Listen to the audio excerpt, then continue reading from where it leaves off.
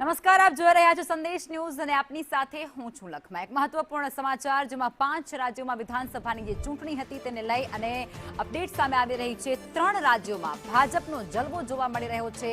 પશ્ચિમ બંગાળ હોય, આસામ હોય કે પુડુચેરી હોય, ત્યાં ભાજપ એ સત્તામાં આવી રહી છે। પશ્ચિમ બંગાળમાં ભાજપ એ પ્રચંડ જીત તરફ આગળ વધતી હોય તે પ્રકારે આંકડાકીય વિગતો સામે આવી। 196 જગદીશ વિશ્વકર્મા છે તે પણ અહીં ઉપસ્થિત છે અને આજે અહીં ઉજવણીમાં જોડાયા છે। થોડી વારમાં જ અહીં બંને તમામ નેતાઓ જે છે તે પોતાનું નિવેદન આપશે અને ઉજવણી કરવામાં અત્યારે આવી રહી છે।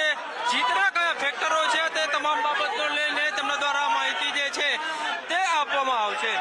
કેમેરામેન પુખરાજ શર્મા સાથે કશ્યપ જોશી, સંદેશ ન્યૂઝ, અમદાવાદ।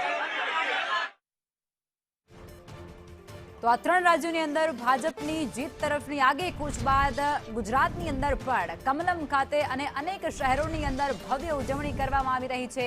કાર્યકર્તાઓમાં અનેરો ઉત્સાહ જોવા મળી રહ્યો છે। ભાજપના જે કમલમ છે, કમલમ ખાતે પણ વિશેષ તૈયારીઓ કરવામાં આવી છે।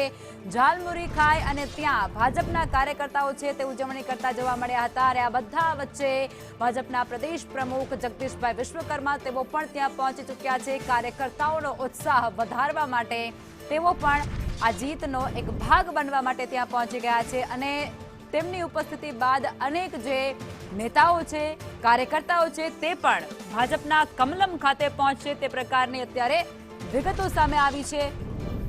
અને આ બધા વચ્ચે થોડું એ પણ જોઈ લઈએ કે પુડુચેરીમાં ભાજપ એ 15 બેઠકો સાથે આગળ છે।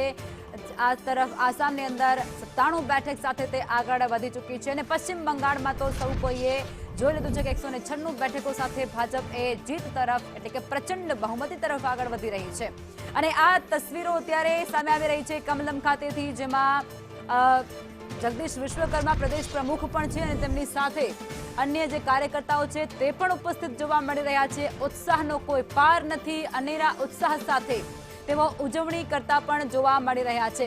કમલમની સીધી તસવીરો તમને દેખાડવાનો પ્રયાસ પણ અમે કરતા રહીશું અને ત્યાં અમારા સંવાદદાતા જે જોડાયેલા છે તેમની પાસેથી પણ વિગતો મેળવતા રહીશું કે કમલમમાં અત્યારે કઈ પ્રકારની સ્થિતિ છે।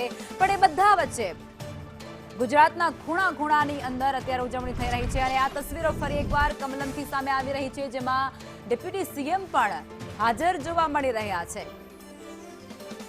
પ્રદેશ પ્રમુખ પણ છે અને ડેપ્યુટી સીએમ પણ ત્યાં હાજર છે અને વડોદરાના સાંસદ હેમાંગભાઈ જોશી પણ ત્યાં પહોંચી ચૂક્યા છે। એટલું જ નહીં, તમામ જે પાયાના કાર્યકર્તાઓ છે, સંગઠનમાં મુખ્ય ભૂમિકા ભજવતા જે ચહેરાઓ છે તે ચહેરાઓ પણ ત્યાં અત્યારે પહોંચી ચૂક્યા છે। ઢોલ નગારાનો નાદ અત્યારે ભાજપના કમલમ ખાતે સંભળાઈ રહ્યો છે અને આજે 3 રાજ્યોની અંદર ભવ્ય જીતની ઉજવણી કરતા આ તમામ નેતાઓ પોતાના મુખ ઉપર હાસ્ય સાથે જોવા મળી રહ્યા છે।